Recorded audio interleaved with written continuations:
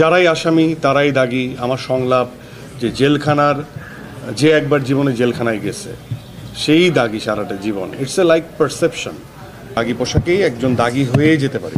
যে আমরা যে যাদেরকে সচরাচর দাগী বলি, এই যে আমি যে দাগী হয়ে আসলাম, এর ভেতরকার মনের ইনার অবস্থানটা কি? যারা দাগী তাদেরকে দাগী বলতে পছন্দ করে।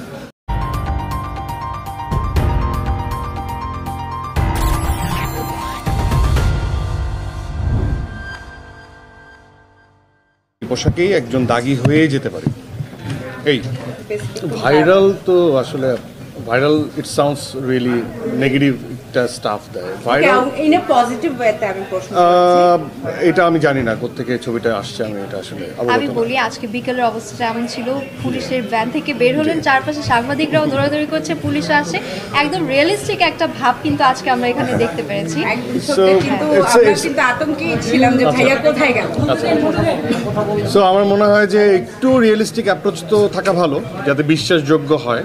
বাট আমি খুবই আনন্দিত যে আমি একসাথে আজকে আমাদের অনেক আমার ফ্র্যাটার্নিটির আপনারা যারা ভাই বোনদের পেয়েছি। অ্যান্ড আমি আসলে খুবই আনন্দিত যে আপনারা সবাই এখানে উপস্থিত ছিলেন।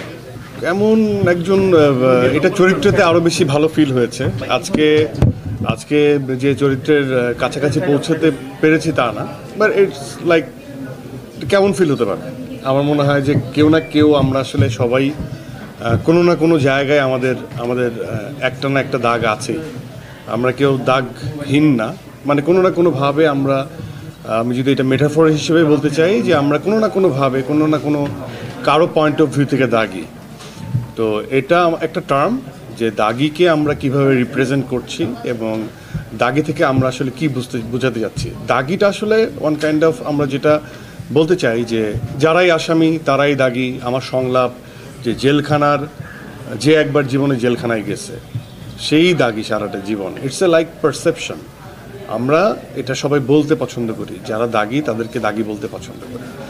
কিন্তু আসলেই কি সোসাইটি শুধুমাত্র এই স্টেটমেন্টেই থাকে, নাকি যে দাগী আমরা তাদেরকে জেলে পাঠাই কি শাস্তি দেওয়ার জন্য নাকি শুধরানোর জন্য?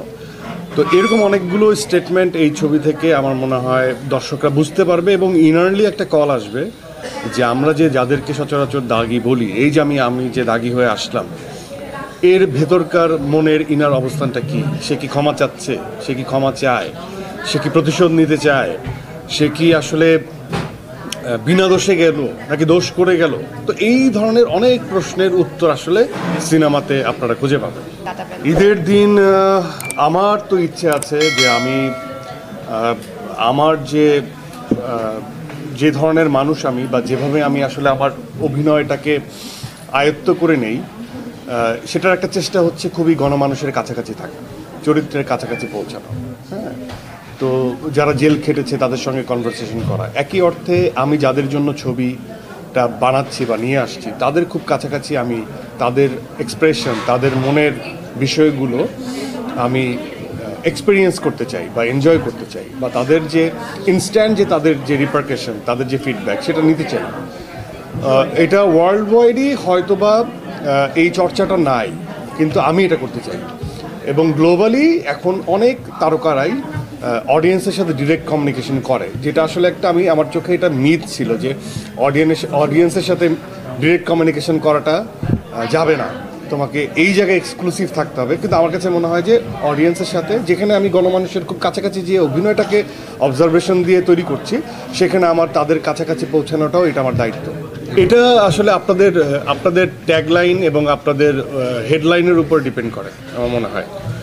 এখানে বিভ্রান্ত হওয়ার কিছু নাই, এই জন্য যে সেখানে পুলিশের পোশাকও খুব প্রপার ছিল না। সেখানে আমার দুজন প্রডিউসার দুজন উপস্থিত ছিলেন এবং আমরা আসলে খুব বেশি আমরা একটা এরিনার ভেতরে এই নাটক বা নাটকীয়তাটার যোগান দিয়েছি, পাবলিক প্লেসে আমরা করি নাই।